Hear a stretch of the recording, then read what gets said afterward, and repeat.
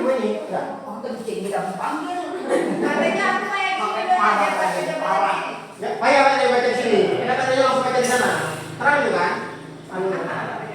Iya. Di sini pun kecil. Nanti pada gini. Baca tuh nggak paham nih. Baca saja. Assalamualaikum warahmatullahi wabarakatuh. Waalaikumsalam warahmatullahi wabarakatuh. Alhamdulillah, puji kita syukur sama-sama kita bacakan kepada Allah Subhanahu wa taala. Yang mana pada hari ini kita masih diberi kesempatan kesehatan sehingga kita bisa berkumpul dalam rangka diseminasi budaya positif dalam saya melaksanakan calon guru penggerak. Juga salawat dan salam kita sajukan ke pangkuan Nabi besar Nabi Muhammad SAW yang telah membawa umat manusia dari alam kebodohan ke alam yang penuh dengan ilmu pengetahuan. Bapak Ibu sekalian, di sini saya coba mendeseminasikan budaya positif yang telah saya pelajari di sekolah kita. Diseminasi budaya positif yaitu adalah memperkenalkan hal-hal atau keadaan yang baik kepada ibu. Ya, budaya positif tapi dari nilai-nilai dan keyakinan universal yang diterapkan di sekolah. Jadi di sini ada beberapa cakupan positif. Ya, yang pertama konsep disiplin positif. Langkah awal dalam menumbuhkan budaya positif di sekolah yakni menerapkan disiplin positif. Disiplin positif adalah perilaku disiplin yang motivasinya berasal dari dalam diri siswa bukan karena hukuman atau hadiah. Jadi di sini kita budaya positif kita tanamkan kepada anak bahwasanya dia bersekolah nanti bukan berdasarkan karena ada hukuman atau karena ada hadiah. Dua, keyakinan kelas. Keyakinan kelas adalah nilai-nilai kebaikan atau prinsip yang disepakati bersama. Adapun yang dimaksud dengan keyakinan kelas yaitu seperangkat aturan kelas yang telah disepakati bersama. Dengan membuat keyakinan kelas, siswa akan lebih bersemangat untuk melaksanakan prinsip atau nilai-nilai yang mereka buat. Yang ketiga, pemenuhan kebutuhan dasar manusia. Dalam ilmu psikologi, kebutuhan dasar manusia sangat mempengaruhi karakter, perilaku, dan tindakan seseorang. Kebutuhan dasar manusia dapat diartikan dengan unsur yang diperlukan manusia untuk mempertahankan keseimbangan fisiologis dan psikologisnya. Nah, ini kebutuhan dasar manusia itu ada 5 hal. Yang pertama kali bertahan hidup. Jadi manusia itu memang harus tetap bertahan hidup. Yang kedua kasih sayang dan rasa diterima. Yang ketiga kebebasan. Yang keempat kesenangan. Yang kelima penguasaan. Bertahan hidup.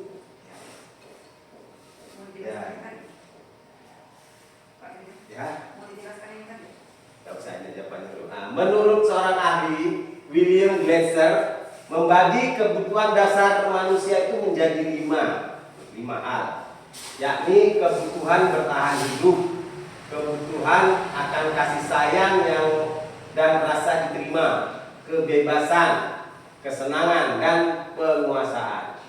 Nah, yang keempat, posisi kontrol. Dalam menerapkan budaya positif, guru berperan sebagai pemantau perilaku siswa. Guru bertanggung jawab dalam mengarahkan dan menuntut siswa ke jalan yang benar saat melakukan perilaku menyimpang. Berikutnya yang kelima, posisi kontrol.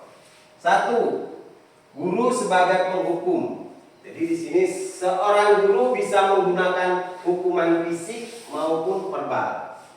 Orang-orang yang menjalankan posisi penghukum senantiasa mengatakan bahwa sekolah memerlukan sistem atau alat yang dapat lebih menekan murid lebih dalam lagi. Guru-guru yang menerapkan posisi penghukum akan berkata, patuhi aturan saya, atau awas, kamu selalu saja salah, pasti selalu yang terakhir selesai. Guru seperti ini senantiasa percaya hanya ada satu cara agar pembelajaran bisa berhasil. Jadi di sini guru sebagai penghukum ini nampaknya harus segera kita tinggalkan. Yang kedua, pembuat merasa bersalah. Di sini pada posisi ini biasanya guru akan bersuara lebih lembut. Pembuat rasa bersalah akan menggunakan keheningan yang membuat orang lain merasa tidak nyaman, bersalah atau rendah diri. Kata-kata yang keluar dengan lembut akan seperti, ibu sangat kecewa sekali dengan kamu, atau berapa kali bapak harus memberitahu kamu ya, atau lagi gimana coba kalau orang tua kamu tahu kamu berbuat begini. Di posisi ini, murid akan memiliki penilaian diri yang buruk tentang diri mereka. Murid merasa tidak berharga dan telah mengecewakan orang-orang yang disayanginya. Jadi ini juga masih harus kita tinggalkan. Kita masih memojokkan siswa kita. Berikutnya, posisi guru sebagai teman. Ketiga, guru sebagai teman. Guru pada posisi ini tidak akan menyakiti murid, namun akan tetap berupaya mengontrol murid-murid melalui persuasi. Posisi teman pada guru bisa negatif ataupun positif. Positif di sini berupa hubungan baik yang terjalin antara guru dan murid. Guru di posisi teman menggunakan hubungan baik dan humor untuk mempengaruhi seseorang. Nah ini yang ketiga ini sudah bisa kita terapkan kepada siswa-siswa kita. Berikutnya yang keempat, guru sebagai pemantau. Di sini memantau berarti mengawasi. Pada saat kita mengawasi, kita bertanggung jawab atas perilaku orang-orang yang kita awasi. Posisi pemantau berdasarkan pada peraturan-peraturan dan konsekuensinya. Ini kita lebih menuntun lagi ya. Ya, yang kelima ini sebagai manajer. Posisi terakhir, manajer adalah posisi di mana guru berbuat sesuatu bersama dengan murid, mempersilahkan murid bertanggung jawab, mempertanggungjawabkan perilakunya, mendukung agar dapat menemukan solusi atau permasalahan sendiri. Tugas seorang manajer bukan untuk mengatur perilaku seseorang. Kita membimbing murid untuk dapat mengatur dirinya. Seorang manajer bukan memisahkan murid dari kelompoknya, tapi mengembalikan murid tersebut ke dalam kelompok dengan baik-baik dan kuat. Oke. Jadi tadi adalah posisi kontrol. Berikutnya ini ada segitiga restitusi. Ya, ini segitiga restitusi. Keinginan untuk melakukan nilai-nilai baik dapat ditumbuhkan dengan konsep segitiga restitusi. Restitusi adalah upaya mendisiplinkan siswa dengan meminta siswa bertanggung jawab dalam menyelesaikan masalahnya. Segitiga restitusi terdiri dari 3 tahapan, yakni melakukan validasi terkait tindakan yang salah, menanyakan keyakinan, dan menstabilkan identitas.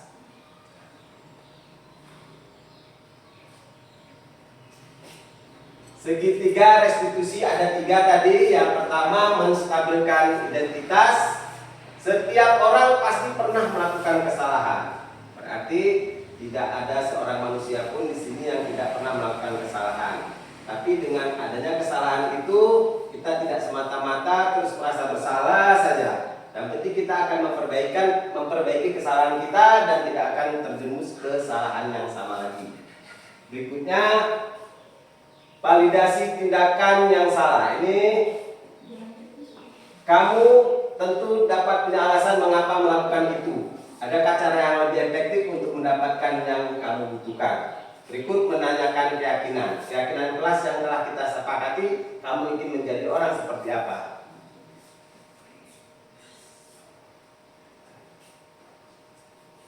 Ini tadi seperti yang pertama tadi, setiap orang itu tidak bersalah.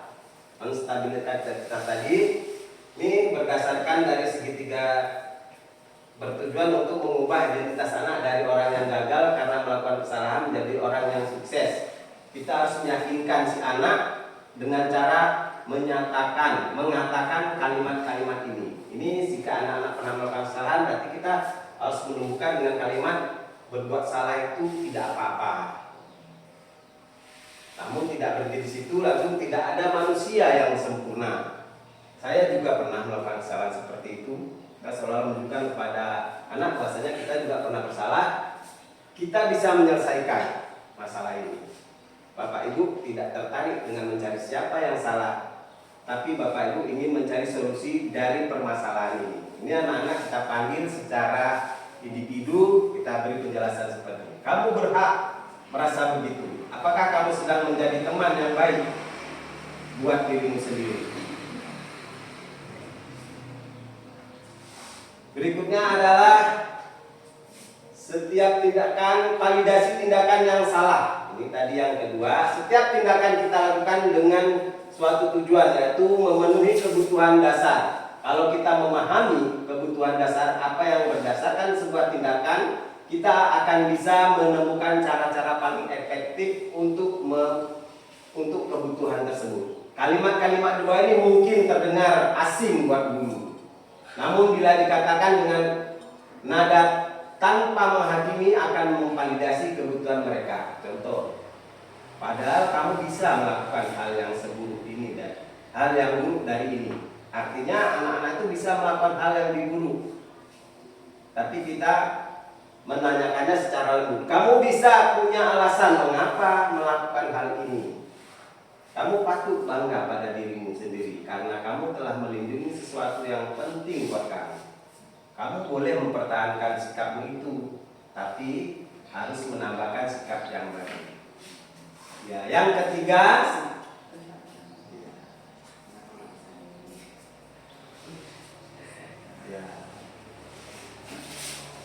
ini yang ketiga, menanyakan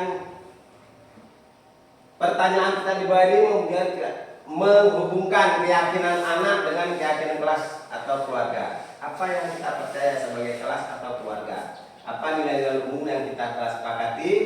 Apa bayangan kita tentang kelas yang ideal? Ya, jadi